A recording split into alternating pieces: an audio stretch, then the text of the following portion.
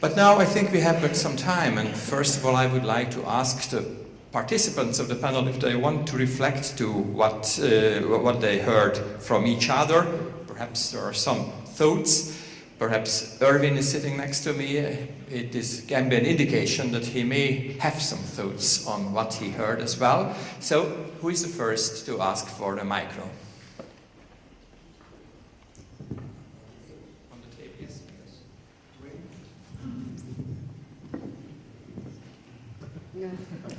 Let's see, the one comment I would have responding to Stan's wonderful presentation is that in terms of paradigm shift, we're shifting from regarding the universe as essentially non-living or dead at the foundations to fundamentally and uniquely alive. In other words, we're learning how to live within a living universe. And this is not a new idea. More than 2,000 years ago, Plato said the universe is a single living creature that encompasses all living creatures within it. And in the last 300 years or so, we've forgotten that wisdom.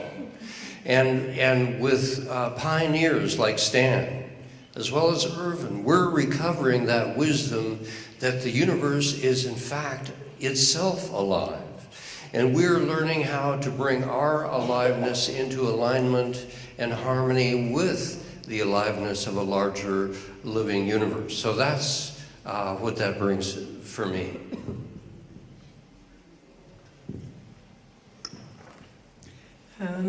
Maybe I could add that there are a lot of wonderful things happening. You know, we are looking very often, we tend to look at what's not working and all the huge problems that we have. And if you read the newspapers, you only see what's going wrong and how terrible the world is. And there's no news of good things that are happening. But the cities are starting to be green. Even you can have your garden on the side of your building and have your vegetable taken from the side of your building. The bees are back on the balconies in the cities. The roofs are going to be used for whatever.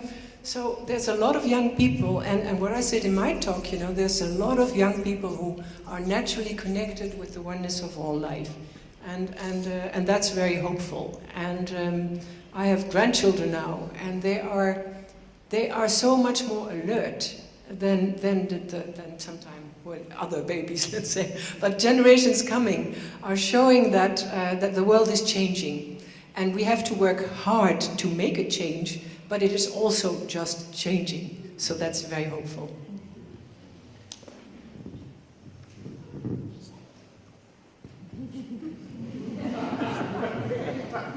Well, maybe a few things that I left out, that we are now experiencing a real renaissance of psychedelic research. I don't know how many of you know that after 40 years now, there are at least 8, 9 great universities in the United States, Harvard, UCLA, Johns Hopkins, University of Arizona, State University in New York, UCSF, University of California, San Francisco. There's a major study now happening in Berkeley, where this is the university department, psychiatry, where Jung did his work with psychotic patients. They use all the new imaging techniques now with psychedelics, and it's in Israel and all kinds of other places. So that's one thing. The other one that that holotropic breathwork still is legal. There's no prohibition for the rate of breathing or use of music. So that's one of the ways that we could do that. And we have seen certainly changes. Something that I didn't say. When people do responsible work with these states, whether it's breath work or spiritual practice or supervised work with psychedelics, there are major changes in the hierarchy of values. They, for example, work through a lot of aggression. They develop a sense of compassion. You don't have to teach them ecology when they experience their oneness with nature. They know that you cannot do anything to nature that you don't do simultaneously to yourself. Will Keepin, for example, who did the training with us, is using it for groups for ecology instead of talking. You know, using people do have direct experiences. Spirituality emerges spontaneously, even if people think they are doing it first for therapy, and it's a spirituality which is non-denominational, which is all-encompassing, is universal, unlike what you find in the organized religions. Joseph Campbell used to say, a useful deity has to be transparent for the transcendent. It points to the transcendent, but is not made opaque and worshipped. Because what happens then, you unite a certain group of people who have that same perspective and want to worship that way, but you automatically divide the world. See, we are Christians, you are pagans, we are Muslims, you are Christians, we are Jews, you are Goyim, and even within the religions you have a split. Centuries of bloodshed between Protestants and Catholics and Sunnis and Shiites. So that's, organized religions are not going to help in the world, but this spirituality would. This is what you find in the mystical branches, because it's all-encompassing. So I think those were some things that I should have said. Okay, Mr. Moderator, if you let me just a couple of words. What we have heard here is really the new paradigm about who we are. You see? And or the very old one, yes, coming back, yes. Recovering the old paradigm. There's certainly something else. We are not machines. Our consciousness is not just produced by the brain. When we feel this oneness, which I think is the basis for action, the feeling ourselves part of this universe, part of the cosmos, and then of course part of life on Earth, that this is not just some fantasy intuition. On the one level, which you didn't mention today, but it should just be mentioned, on the level of the quantum physics, you also find this oneness, you know. All the quanta are there, and our brain operates as a macroscopic quantum system. So this belongingness is already there, and there are theorists like Roger Penrose and Hameroff and so on, telling us that perhaps we can perceive some of these fluctuations at the quantum level with our brain, and they don't come through our senses. They are direct perception of the basis of the universe, as it were, you know. And so we are one. So this is wonderful to my mind, if we could get all this be known, because the standard wisdom, you know, the received wisdom, as that we just perceive what goes through our eyes, whatever it wasn't in our eyes, everything that was in our brain must have first been in our eyes, you know. And if that is true, then the mainstream paradigm is vindicated. But it isn't, and Stan Grof has shown his researches that there's a much deeper level, and this much deeper level, as Princess Irene and Duane were talking about, is really up down to this oneness, this new story. And so, if this paradigm gets to be promulgated in the world, gets to be recognized, realized, I think our action will be informed, because we certainly will behave differently if we know we are not just an epiphenomenon. Our mind is not just an epiphenomenon produced by some interactions of neurons in the brain, but that we really have a connection. We are born with that. It was there before we were born, and we are handing it down to others. But our consciousness develops, as Barbara would say, also consciousness will develop in the world. We'll have a conscious evolution in the world. And we have had, discussions and exchange correspondence about the importance of the connectivity hypothesis and the Akashic field. There's nothing else in science that would help somehow bring together. Yeah, I was saying that we have had many discussions and exchange correspondence showing how Ervin's connectivity hypothesis and the concept of the Akashic field, is really something that helps to bring all these otherwise anomalous phenomena really bridge them with science. But So I've still been working on the last year. That's been our main focus, actually.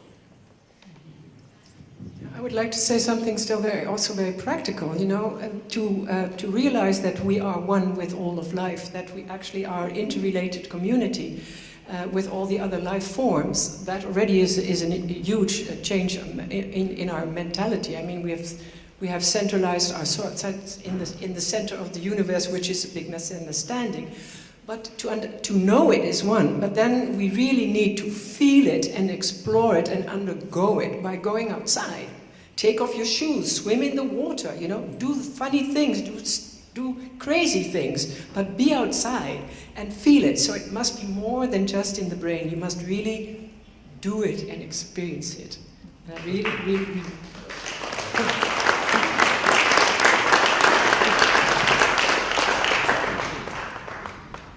Thank you very much, and now we have reached the most dangerous part of our conference, because the audience can contribute.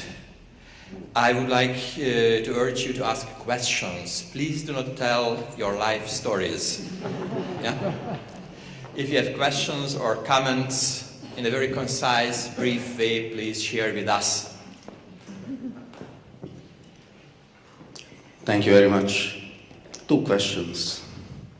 First, I challenge you when you mentioned that the television and the internet and the combination of two very near time, it will be so important, and you know very well this concept of the global village. So it reminds me, I'm not sure on that. I question that.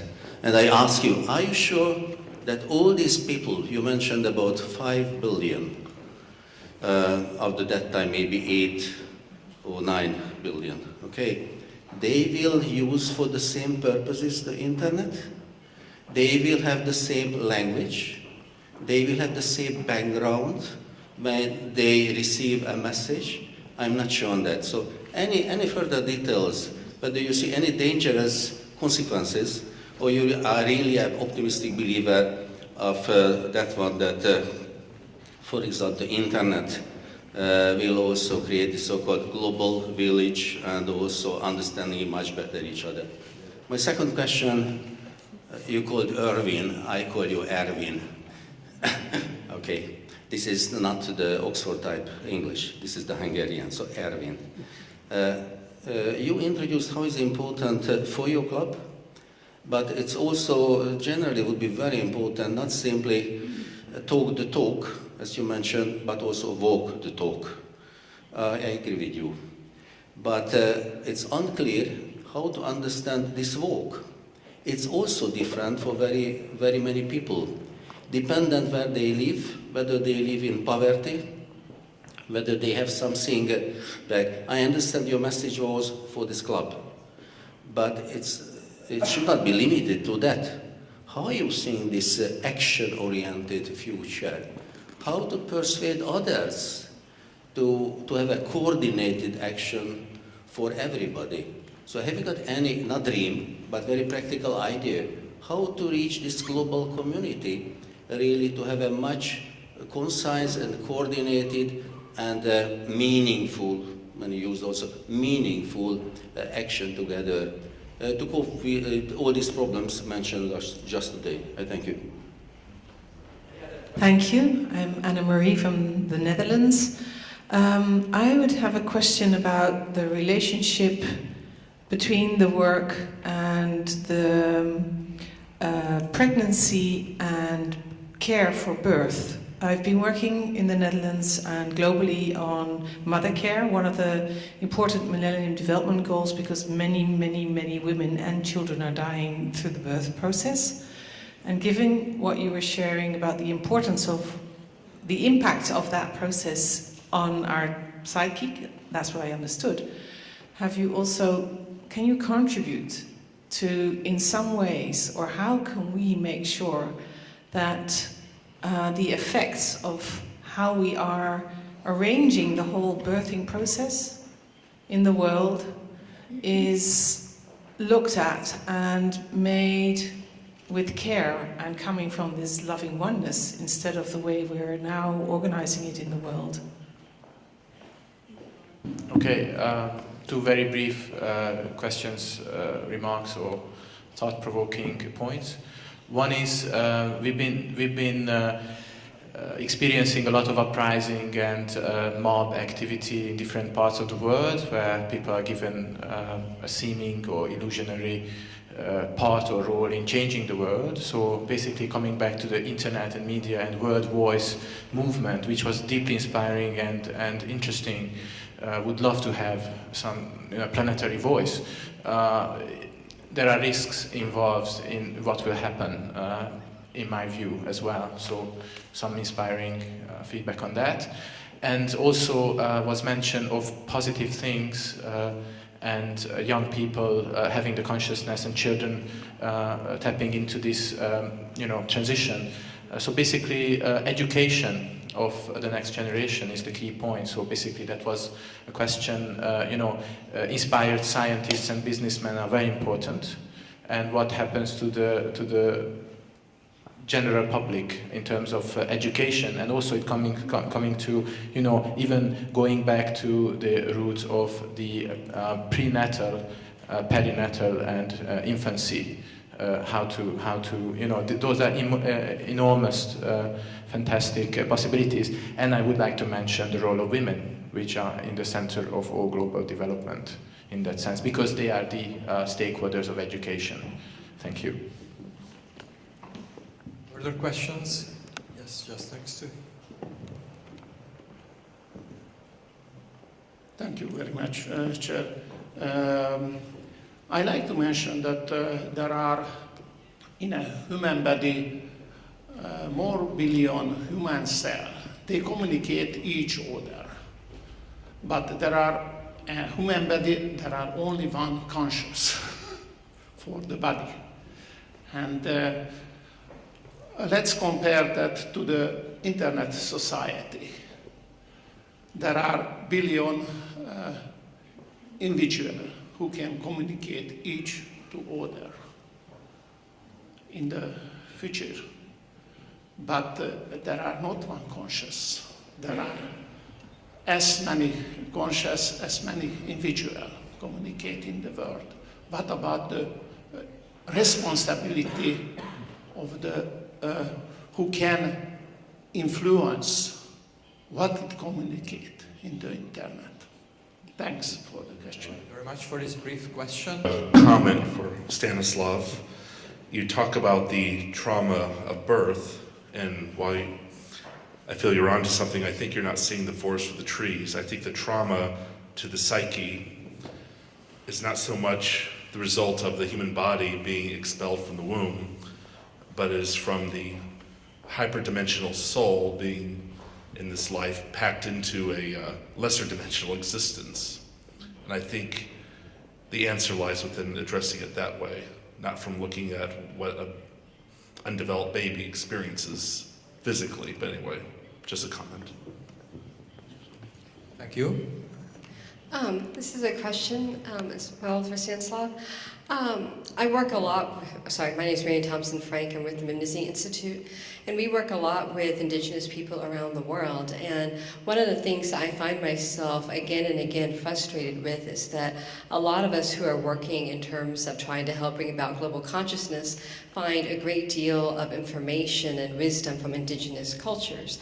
And yet, while we're talking about trying to be oneness, we don't really have in the same verbiage a way to articulate the need to recognize the human rights issues that they're facing. So I think that if a body like ours is supposed to be honest about what it's doing, we need to speak as passionately about the human rights of those different traditions that we're borrowing that wisdom from. And I'd love to hear from all of you who have, I've read a lot of materials from all of you, who have mentioned references to Indigenous people. What are you doing right now to try and recognize our human rights issues? And how would you recommend that the Club of Budapest in the future, when we cite those different places and those different cultures as inspiration, how would you recommend we also articulate and use the platform to bring attention to their human rights issues, which are so closely connected with the economic issues and environmental issues as well? you very much. And now let's listen to the very last question. The very gentleman there in red. Yes, yes, the very last question. Yeah. Okay. If I put together what I have heard, Professor said that we need action now, not just thinking. And we heard about holotropic mindset and stories and being the thing. I perceive that it's not only thinking and acting, but way of being which leads to change. And are there any stories that can trigger the opening of the mind to a different being?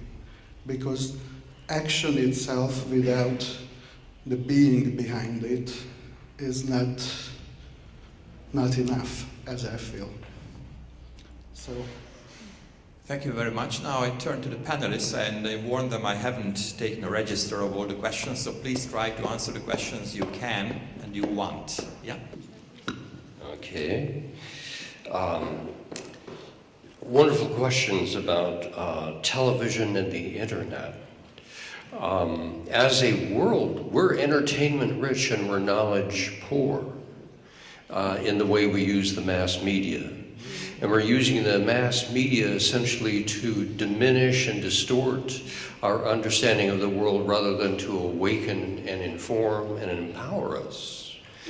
And television, for example, the average person in the United States watches 4 hours of television a day. 4 hours of television a day. And overwhelmingly, that programming is programming us to be asleep rather than awake to the world and what is happening. And let me give you some specifics with regard to that. In the United States, if you look at the news broadcasting for an entire year and you ask how much time was devoted to climate change issues over an entire year by the 4 major networks, over the course of a whole year, putting it all together, it was 90 minutes. That's it. 90 minutes for an entire year for all of the major television broadcasters in the United States. So we're truly entertainment rich, we're knowledge poor. We don't know what's happening. And if we don't see it, we don't believe it. And so it is vital, in my estimation, that we begin to see through our mass media these issues, and once we see it, we're going to get feedback, we will begin to believe it, and that will be a consciousness-raising experience. So a new political movement, I see, is transpartisan, and it's to say, we need to know what's going on here. We need the media to be responsible and accountable for its job to inform us as citizens of this endangered earth about the dangers we face, the opportunities we face as well. It is a risky situation, and I want to mention the interface as well between the internet and television. That, for example, the Arab Spring movement happened with people out in the streets with their cell phones. And someone was in the immediacy and in the front lines of the situation with the Arab Spring. They brought it into the television stations, and then it went out to the entire world. So that's where you begin to see, and the Occupy movement as well. It was the same kind of phenomenon. The people with their cell phone cameras and all the rest were then being shown through, showing the world through the power of broadcast television what was actually happening on the streets of New York, in the cities in the Middle East, and so on. So there's a powerful synergy that's possible here. And it's going to be used either for commerce and consumption or for our awakening to a new level of consciousness and a new level of action. And it's up to us to choose how it's going to be used. Thank you. I would like to answer to the last question, the man in red there, about beingness. Being, yes, that my story was about beingness, actually. Yeah, very, very true. And you know, I bring people out in nature. I work in South Africa a lot. I've organized a whole, well, business, you could say, to take the nature guides who are trained as nature guides to take people out in the parks of South Africa, to bring them into deep spiritual level, which they have. And I mean, the continent of Africa is much more spiritual than the Western countries. It's much more alive. So you can go much further and deeper with people. And when those guides stand up for, you know, that they are part of nature and they bring people into the parks, that is, of course, a fantastic place to feel your spirituality and to feel your connectedness. And also in the training we bring back their old cultures, their old ways of thinking, the old ways of communication. And they stand up in front of the people coming from all over the world to bring them back in that deep oneness. And people who come to the trainings, actually nobody wants to leave. And I was thinking, why is it nobody wants to leave? And they're all so happy, and because they have found themselves. They have found themselves. So they can take that all over the world. But what happens then? Life starts to clog up on them again. You know, the business, the fastness of life, all the da-da-da-da. And they lose that part of themselves again, that deep beingness, that deep truth. This is me. And that's the problem, you know. See, so if you let nature be your teacher and be your friend, I think a lot happens, and you can sort of consciously keep that up by, you know, taking time for these sort of things. But it's absolutely beautiful of my work, bringing people back into nature and into their own inner nature. What happens, you know, that awakening changed people's lives, actually changed people's lives. And this is also in the Netherlands what I started with children, bringing them back into nature and into the adventure of nature in school time, because parents don't have time. So, and then the children have loved it so much that they bring their parents into nature again, they bring them with them. So also these children, you know, you have to find, and in the States there's this, what's his first name, Love, who wrote the book about nature's deficit in children. You know, you bring the children back into that adventure of nature, into that connection. And then they will have a chance to later on in their life remember that there is something like nature. Because as we're all living in the cities, it's a challenge. But it's worth it. It's worth it. That's my part. Okay.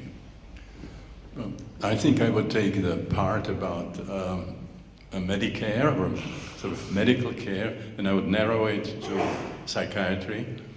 I'm really concerned where psychiatry is going. I think it's moving more and more to a situation where a psychiatrist would get a list of diagnoses and would have to choose the right one for the person they are seeing, and with it comes the number of days of accepted hospitalization plus a list of recommended pharmaceutical agents. Now it seems psychiatry is more and more focusing on suppression of symptoms and calling it therapy, which is a fundamental error. You know, when I was a beginning psychiatrist, the idea was we have uncovering techniques and covering techniques. If you want to help people, you know, symptomatically, you give them some tranquilizers or antidepressants. If you want to really go to the core, you have to do some kind of exploration. And unfortunately, the methods that were available were not very powerful. You know, I spent 7 years in psychoanalysis 3 times a week, a lot of money, a lot of time, a lot of energy. If you ask me, did it change you? I say, well, I changed, but 7 years is a long time. And I loved every moment of it, playing with my dreams and finding that there is a deep meaning in every slip of the tongue. There was no convincing sense in me that any changes in me were directly related to what I was doing on the couch. If you ask me, did your first LSD session change you? I would say, yeah, I was one kind of person in the morning, and then somebody else walked out of that room, and there was no question, you know, where the change came from. And so this started changing in the 50s, where with humanistic psychology came many of the experiential psychotherapies, when you don't just talk and try to figure out what's wrong with you, but you go back to the traumatic memories and you relive them, and you sort of experience changes as a result of that. Now, psychiatry is seen as a subspecialty of medicine. This is what happened historically. Now, in somatic medicine, it would be very bad practice to focus just on suppressing symptoms. The person comes with a fever and you say, what are we going to do with him? Oh, put him on ice. You see the temperature is down. You see there's no problem.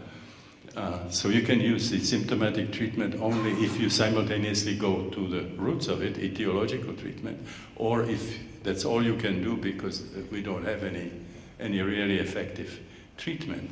So what we are doing is really treating all the emotional and psychosomatic problems as if they were incurable. All we can do is to suppress the symptoms.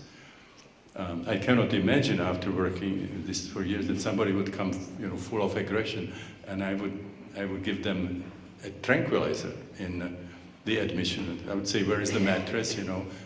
Aggression is energy. You can get it out. So you can do much more than suppress symptoms. So I think that there would be a major change if we shift to this experiential method. It might take more at the beginning, but in the long run, you would really create much more effective process. The other issue that's specifically related to our problems here, there are a lot of people these days, and I believe the numbers are increasing, who are experiencing what we call spiritual emergency. Their life doesn't work anymore. The American dream has really died for most people, and they might have crisis in family and so on, and they are thrown back in their unconscious, and it's activated, and they start having powerful experiences.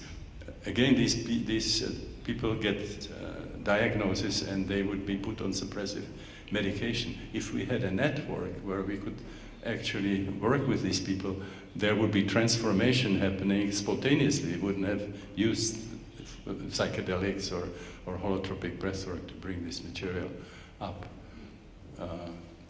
So this again would be a really radical change, and I don't know how it would happen practically, particularly in the kind of system that we have in the United States. But I believe that would be a very healthy change, that we work with people who could really go and find where their problems are coming from, and possibly experience improvement by temporary deepening or activating of the problem. This is the homeopathic kind of a principle. If some people have symptoms, something is coming, the organism is trying to get rid of something. So symptoms are really unconscious material that is halfway out. You want to help it. The last thing you want to is to push it back. It's like, being an obstetrician and the head is showing, and you would be trying to push it back into the birth canal. So anyway.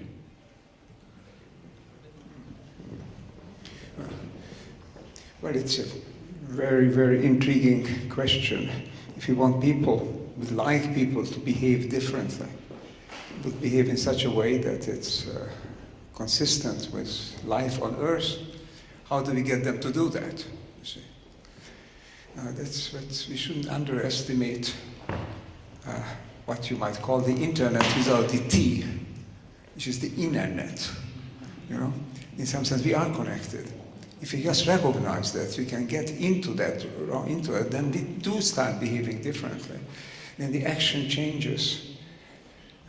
We have, for some reason, we can analyze it. There have been many analyses of that. 100, 200, 250 years ago, decided that the world is, as Newton's second volume claims, that it's all a mechanism, which eternal laws, mechanistic laws, and it's all just bits of matter floating around. If you decide on that, then of course what we'll think is that whatever we do for ourselves is disconnected, because we are just bits of matter, you know, and it's disconnected from what happens elsewhere in the world. So what is good for me is independent of what is good for the rest, and I don't care what is good for the rest. What I care for, what is good for me, and this is good for the individual, the same for the company, for the country, for the government. What's good for me is what I want to do, because there is no responsibility. I'm not really connected to the rest. Now, if we could recognize what people have always known in this, God knows, 30,000-year history of conscious humanity, 5 million year history of the biological humanity, you know, whatever, we've realized that somehow we are part of this halaja unit that Irene is talking about, and that I think we're all talking about, on the deeper level of our consciousness. If that would come back, then we don't need to get laws. We don't need to make people behave a certain way. Then we realize that what is good for me is what is good for the system in which I live, on the biosphere, the system of life, the web of life. If I then behave in such a way that at least I don't damage that I contribute in something to safeguard in some way that larger web, if I do that, feel that myself, then I become again, what we have been talking about, part of the new community, the old community which we have forgotten. So I don't think it comes from the outside, it has to come from the inside. Just one other consideration. Poor people, traditional people, are not at fault, basically. They may want to drive fast cars, they may want to have all the gadgets, etc. But if, for the most part, if they're really poor, they don't have it, they don't do it. And perhaps they could recover some of the ideas of how their parents and grandparents had lived, and they would live in a more sustainable way. The people who are on the forefront of power and change, those are the problem. Now there is an interesting phenomenon. On the tip of this particular pyramid, there is a rethinking. There's a recovery of this deeper level of existence, of being. If we can get that group of people to join together and to undertake joint actions, I think the other people would be influenced, would be affected by that. The poor doesn't matter, the powerless would come along, just give them a little more and they will live a more natural life perhaps. You know. The problem is those who think, that's me and only me and nothing else but me, you see. Whether the me is an individual or a company or a country. So the new awakening is the key, I think. The old system, or the current dominant spirit, and that's just the last thing I want to say, is an aberration. It's an unnatural thing. Humanity could not have survived with that mentality so far. Could not have survived more than a couple of generations. We are constantly balancing this incredible damage we are doing to the world by newer technologies, trying to polish a little bit, repurify the bad air, etc., so to speak. But if we could get those people who are already realizing that they are part of a community, that they want to live in that community, and the community of life, they want to be a positive part. So what I do is good if it's also good for the whole system. That, I think, is the key. And I think the people who are beginning so-called awakening, whether they're business people or spiritual people or whatever, they're realizing that deep down, we are not just little mechanical bits separate from the rest. If that sort of mentality is spreading in the world, supported by the discoveries of holotropic, so the deep consciousness, supported by the new stories that we have, supported by the lived insight of being one with nature, supported by all these elements, I think that naturally, spontaneously, action will come forward. Proposals, designs for action that we could support and we could bring forward. I think we are practically on that tip. It's a race with time. If we delay with this, there could be certain processes in nature that becomes irreversible, such as heating up of the atmosphere, for example, or aridity, or ocean pollution, and that kind of thing. If we get act in time, perhaps that particular point can be averted, and we can move back to the point where we feel that we are one with this world, and therefore we act as one, and then we start acting differently, just to push that little point, so win that race. That's the critical point where we are at. Thank you. Thank you very much, Ervin.